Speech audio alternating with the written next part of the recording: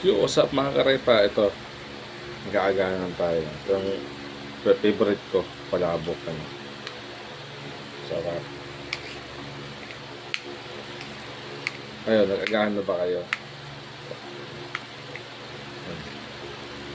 Halo-haloin. Binili ko lang to sa labas. Favorite ko kasi palabok. Diba? Kumakain siya. Okay.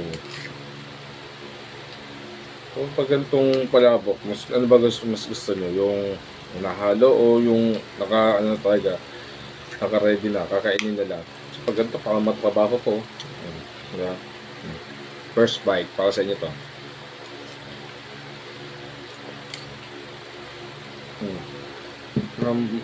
Agaan ng Pinoy.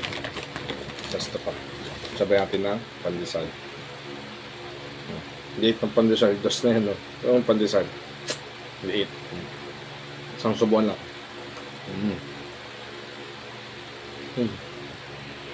Tapos sabi ng nakita kape.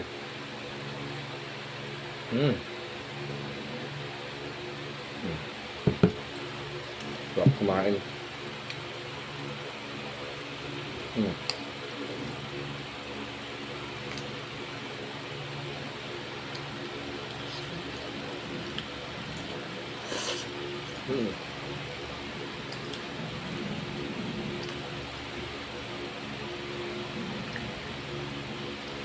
Mag-agahan na rin kayo para masarap.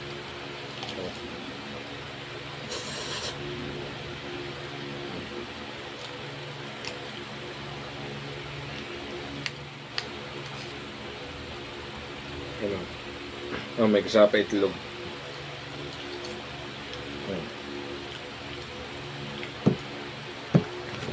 Hindi ako titingin dito.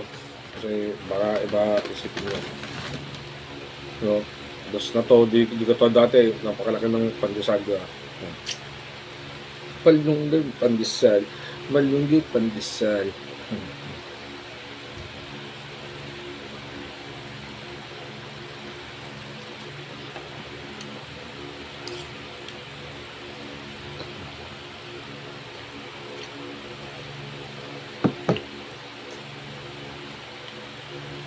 Yung ganito lang naman yung routine ko tuwing umaga. Kakain ng pandesal, bibili pandesal sa labas, bibili ng palabok, pag walang palabok, pancit o kaya spaghetti. Yan yung mga agahan sa Pilipinas. Diba? Ko pa kamay kape. Sarap. Grabe. At pang hinihintay nyo, kumain na kayo. Kumain na kayo mga guys.